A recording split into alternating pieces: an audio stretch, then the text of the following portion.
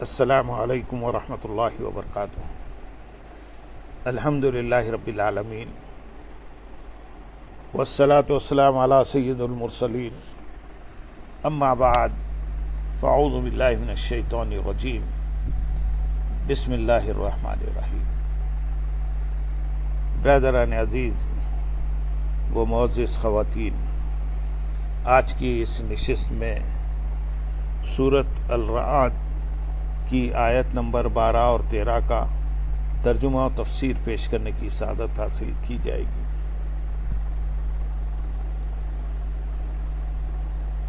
هو الذي يريكم البرق خوفا وطمعا وينشئ السحاب الثقال ويسبح الرعد بحمده والملائكة من خيفته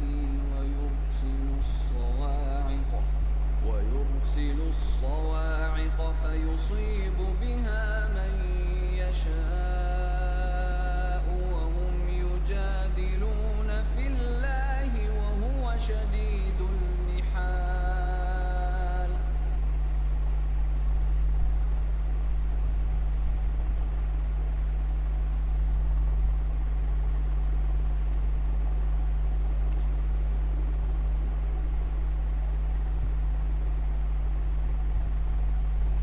وہی ہے جو تمہیں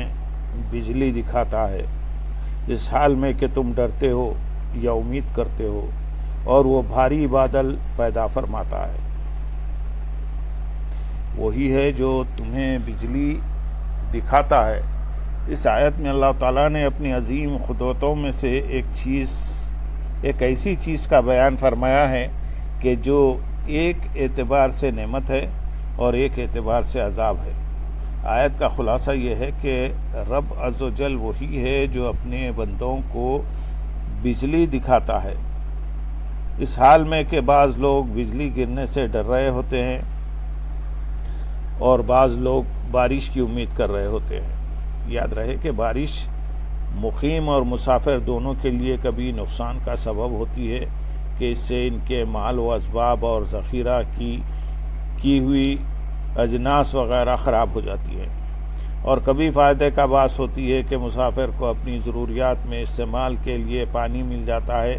اور مقیم کی فصلوں وغیرہ کی نشو و نما ہو جاتی ہے۔ اسی طرح بجلی کا چمکنا بھی مقیم اور مسافر دونوں کے لیے فائدے اور نقصان کا باعث ہوتا ہے۔ لہذا ہر انسان کو چاہیے کہ وہ اپنے دل میں خوف اور امید دونوں رکھے، کیونکہ اللہ تعالیٰ کبھی وہ چیز لاتا ہے کہ جس میں ظاہری اعتبار سے تو شر ہوتا ہے لیکن در حقیقت اس میں بھلائی ہوتی ہے، اور کبھی وہ چیز لاتا ہے کہ جس میں ظاہری اعتبار سے تو بھلائی ہوتی ہے لیکن در حقیقت اس میں شر ہوتا ہے۔ اگر مستقبل میں کسی چیز کے پائے جانے کا احتمال ہے اور وہ دل پر غالب ہے تو اسے انتظار اور توقع کہتے ہیں، اور جس کا انتظار ہے اگر وہ ایسی ناپسندیدہ ہے جس سے دل میں دکھ اور تکلیف پیدا ہوتی ہے تو اسے خوف کہتے ہیں، اور جس کا انتظار ہے اگر وہ پسندیدہ ہے اور دل کا اس سے تعلق پیدا ہو چکا ہے اور اس سے دل کو لذت و آرام پہنچ رہا ہے تو اسے رجا یعنی امید کہتے ہیں۔ تو گویا کہ امید دل کی راحت کا نام ہے جو محبوب چیز کے انتظار سے حاصل ہوتی ہے، لیکن یہ محبوب چیز جس کی توقع کی جا رہی ہے اس کا کوئی سبب ہونا چاہیے۔ اب اگر اس کا انتظار اکثر اسباب کے ساتھ ہے تو اس پر امید کا لفظ صادق آتا ہے، اور اگر اسباب بالکل نہ ہوں یا اضطراب کے ساتھ ہو تو امید کے مقابلے میں اس پر دھوکے کا لفظ زیادہ صادق آتا ہے، اور اگر اسباب کا وجود بھی معلوم نہ ہو اور ان کی نفی کا علم بھی نہ ہو تو اس کے انتظار پر تمنا کا نام زیادہ صادق آتا ہے، کیونکہ یہ انتظار کسی سبب کے بغیر ہے۔ الغرض کوئی بھی حالت ہو، امید اور خوف کا نام اسی پر صادق آتا ہے جس میں تردد ہو اور جس کے بارے میں یقین ہو اس پر صادق نہیں آتا، کیونکہ طلوع آفتاب کے وقت نہیں کہا جاتا کہ مجھے طلوع آفتاب کی امید ہے، اور غروب کے وقت یہ نہیں کہا جاتا کہ مجھے غروب آفتاب کا خوف ہے، کیوں؟ یہ دونوں باتیں خطائی ہیں۔ علامہ امام محمد غزالی رحمۃ اللہ علیہ فرماتے ہیں، ارباب قلوب جانتے ہیں کہ دنیا آخرت کی کھیتی ہے اور دل زمین کی طرح ہے۔ ایمان اس میں بیج کی حیثیت رکھتا ہے اور عبادات زمین کو الٹ پلٹ کرنے، صاف کرنے، نہریں کھودنے اور ان زمینوں کی طرف پانی جاری کرنے کی طرح ہے۔ اور وہ دل جو دنیا میں غرق اور ڈوبا ہوا ہے اس بنجر زمین کی طرح ہے جس میں بیج پھل نہیں لاتا، اور قیامت کا دن فصل کاٹنے کا دن ہے اور ہر شخص وہی کچھ کاٹے گا جو اس نے بویا ہوگا۔ تو مناسب یہی ہے کہ بندے کی امید مغفرت کو کھیتی والے پر قیاس کیا جائے کہ جو شخص اچھی زمین حاصل کرتا ہے اور اس میں عمدہ بیج ڈالتا ہے جو نہ تو خراب ہوتا ہے اور نہ ہی بدبودار، اور پھر اس کی تمام ضروریات کو پورا کرتا ہے، اور وہ وقت پر پانی دینا، پھر زمین کو کانٹوں اور گھاس پھوس نیز ان تمام خرابیوں سے پاک کرنا ہے جو بیج کو بڑھنے سے روکتی یا خراب کر دیتی ہے۔ پھر وہ اللہ تعالیٰ کے فضل کا منتظر ہو کر بیٹھ جائے کہ وہ زمین کو بجلی کی گرج اور دیگر مفسد آفات سے بچائے گا، یہاں تک کہ کھیتی اپنی تکمیل کو پہنچ جائے تو اس انتظار کو امید کہتے ہیں۔ اور اگر سخت زمین میں بیج ڈالے جو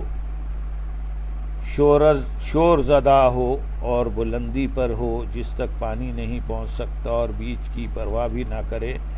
پھر اس کے کاٹنے کا انتظار کرے تو اس انتظار کو امید نہیں کہتے بلکہ بے وقوفی اور دھوکہ کہتے ہیں۔ اور اگر اچھی زمین میں بیج ڈالا لیکن اس میں پانی نہیں ہے، اب وہ بارش کے انتظار میں ہیں اور یہ ایسا وقت ہے جس میں عام طور پر بارش نہیں برستی اور نہ ہی اس میں کوئی رکاوٹ ہوتی ہے، تو اس انتظار کو امید نہیں بلکہ تمنا کہتے ہیں۔ تو گویا امید کا لفظ کسی ایسی محبوب چیز کے انتظار پر صادق آتا ہے جس کے لیے وہ تمام اسباب تیار کر دیے گئے جو بندے کے اختیار میں ہیں، اور صرف وہی اسباب باقی رہ گئے جو بندے کے اختیار میں نہیں ہیں، اور وہ اللہ تعالیٰ کا فضل ہے جس کی وجہ سے تمام نقصان دہ اور فاسد کرنے والے اسباب کھیتی سے دور ہو جاتے ہیں۔ بس جب بندہ ایمان کا بیج ڈالتا ہے اور اس کو عبادت کا پانی پلاتا ہے، دل کو بد اخلاقی کے کانٹوں سے پاک کرتا ہے اور اللہ تعالیٰ کے فضل کا مرتے دم تک منتظر رہتا ہے، حسن خاتمہ جو کہ مغفرت تک پہنچاتا ہے، اس کا انتظار کرتا ہے، تو یہ انتظار حقیقی امید ہے اور یہ ذاتی طور پر قابل تعریف ہے، اور موت تک اسباب ایمان کے مطابق اسباب مغفرت کی تکمیل کے لیے قیام اور دعام کا باعث ہے۔ اور اگر ایمان کے بیج کو عبادت کا پانی نہ دیا جائے یا دل کو برے اخلاق سے ملوث چھوڑ دیا جائے اور دنیاوی لذت میں منہمک ہو جائے، پھر مغفرت کا انتظار کرے تو اس کا انتظار ایک بے وقوف اور دھوکے میں مبتلا شخص کا انتظار ہے، اور وہ بھاری بادل پیدا فرماتا ہے۔ اس آیت کا خلاصہ یہ ہے کہ پانی سے بوجھل بادلوں کو پیدا فرمانا بھی اللہ تعالیٰ کی قدرت ہے۔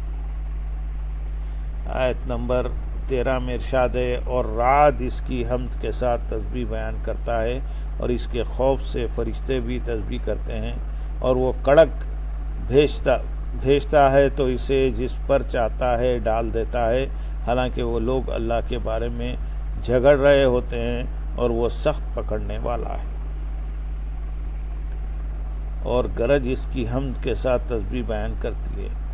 گرج یعنی بادل سے جو آواز پیدا ہوتی ہے، اس کے تسبیح کرنے کے معنی یہ ہیں کہ اس آواز کا پیدا ہونا خالق قادر ہر نقص سے پاک ذات کے وجود کی دلیل ہے۔ ایک قول یہ ہے کہ رعد کی تسبیح سے یہ مراد ہے کہ اس کی آواز کو سن کر اللہ تعالیٰ کے بندے اس کی تسبیح کرتے ہیں۔ بعض مفسرین کا قول یہ ہے کہ رعد ایک فرشتے کا نام ہے جو بادل پر مامور ہے، وہ اس کو چلاتا ہے، اور بادل سے جو آواز سنی جاتی ہے وہ رعد نامی فرشتے کی تسبیح ہے۔ یاد رہے کہ گرج اور کڑک کی آواز اللہ تعالیٰ کی طرف سے ایک وعید ہے، لہذا جب اس کی آواز سنیں تو اپنی دنیاوی گفتگو روک کر اللہ تعالیٰ کے ذکر میں مشغول ہو جائیں اور اللہ تعالیٰ کے عذاب سے اس کی پناہ مانگیں۔ حضرت عبداللہ بن عمر رضی اللہ تعالیٰ عنہ فرماتے ہیں جب نبی اکرم صلی اللہ علیہ وسلم گرج اور کڑک کی آواز سنتے تو یہ دعا مانگتے، اے اللہ ہمیں اپنے غضب سے نہ مارنا اور اپنے عذاب سے ہلاک نہ کرنا، اور ہمیں اپنا عذاب نازل ہونے سے پہلے عافیت عطا فرما۔ حضرت عبداللہ بن عباس رضی اللہ تعالیٰ عنہما سے روایت ہے، نبی کریم صلی اللہ علیہ وسلم نے ارشاد فرمایا جب تم گرج کی آواز سنو تو اللہ تعالیٰ کا ذکر کرنا شروع کر دو، کیونکہ یہ ذکر کرنے والے کو نہیں پہنچتی، اور فرشتے اس کے ڈر سے، اس سے مراد وہ فرشتے ہیں جو بادلوں پر معمور فرشتے کے مددگار ہیں، یا اس سے تمام ملائکہ مراد ہے، اور آیت کا معنی یہ ہے کہ فرشتے اللہ تعالیٰ کی ہیبت اور اس کے جلال سے اس کی تسبیح کرتے ہیں، اور وہ کڑک بھیجتا ہے۔ صاعقہ اس شدید آواز کو کہتے ہیں جو آسمان اور زمین کے درمیان سے اترتی ہے، پھر اس میں آگ پیدا ہو جاتی ہے، یا عذاب یا موت، اور وہ شدید آواز اپنی ذات میں ایک ہی چیز ہے، اور یہ تینوں چیزیں اسی سے پیدا ہوتی ہیں۔ اس آیت کا شان نزول یہ ہے کہ حضرت حسن رضی اللہ تعالیٰ عنہ سے مروی ہے کہ نبی اکرم صلی اللہ علیہ وسلم نے عرب کے ایک نہایت سرکش کافر کو اسلام کی دعوت دینے کے لیے اپنے چند صحابہ کرام رضی اللہ تعالیٰ عنہ کو بھیجا۔ انہوں نے اس کافر کو دعوت دی تو وہ کہنے لگا، محمد صلی اللہ علیہ وسلم کا رب کون ہے جس کی تم مجھے دعوت دیتے ہو؟ کیا وہ سونے کا ہے یا چاندی کا، لوہے کا ہے یا تانبے کا؟ مسلمانوں کو یہ بات بہت گراں گزری، اور انہوں نے واپس آ کر حضور اقدس صلی اللہ علیہ وسلم سے عرض کیا کہ ایسا بڑا کافر سیاہ دل اور سرکش دیکھنے میں نہیں آیا۔ حضور پرنور صلی اللہ علیہ وسلم نے فرمایا اس کے پاس پھر جاؤ۔ اس نے پھر وہی گفتگو کی اور اتنا مزید کہا کہ محمد صلی اللہ علیہ وسلم کی دعوت قبول کر کے میں ایسے رب کو مان لوں جسے نہ میں نے دیکھا نہ پہچانا۔ یہ حضرات پھر واپس ہوئے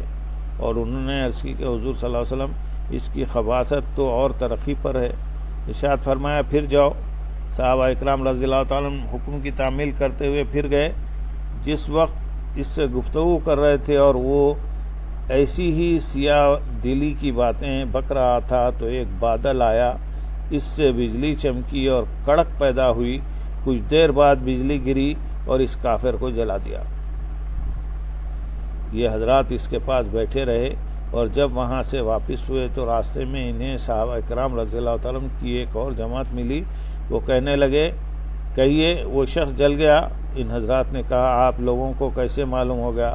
انہوں نے فرمایا سرکار دو عالم صلی اللہ علیہ وسلم کے پاس وحی آئی ہے۔ بعض مفسرین نے ذکر کیا ہے کہ یہ آیت عامر بن طفیل اور اربد بن ربیعہ کے بارے میں نازل ہوئی۔ عامر بن طفیل نے اربد بن ربیعہ سے کہا کہ محمد مصطفیٰ صلی اللہ علیہ وسلم کے پاس چلو، میں انہیں باتوں میں لگاؤں گا اور تم پیچھے سے تلوار سے حملہ کر دینا۔ یہ مشورہ کر کے وہ حضور اقدس صلی اللہ علیہ وسلم کے پاس آئے، اور عامر نے حضور انور صلی اللہ علیہ وسلم سے گفتگو شروع کی۔ بہت طویل گفتگو کے بعد کہنے لگا کہ اب ہم جاتے ہیں اور ایک لشکر جرار آپ پر لائیں گے۔ یہ کہہ کر وہ چلا آیا اور باہر آ کر اربد سے کہنے لگا کہ تو نے تلوار کیوں نہیں ماری؟ اس نے کہا جب میں تلوار مارنے کا ارادہ کرتا تھا تو درمیان میں آ جاتا تھا۔ رسول اکرم صلی اللہ علیہ وسلم نے ان لوگوں کے نکلتے وقت یہ دعا فرمائی۔ جب یہ دونوں مدینہ شریف سے باہر آئے تو ان پر بجلی گری اور اربد جل گیا، اور عامر بھی اسی راہ میں بہت بدتر حالت میں مرا۔ اللہم صلی علی سیدنا محمد وعلی آل سیدنا محمد وبارک وسلم، وآخر دعوانا ان الحمدللہ رب العالمین۔ سبحان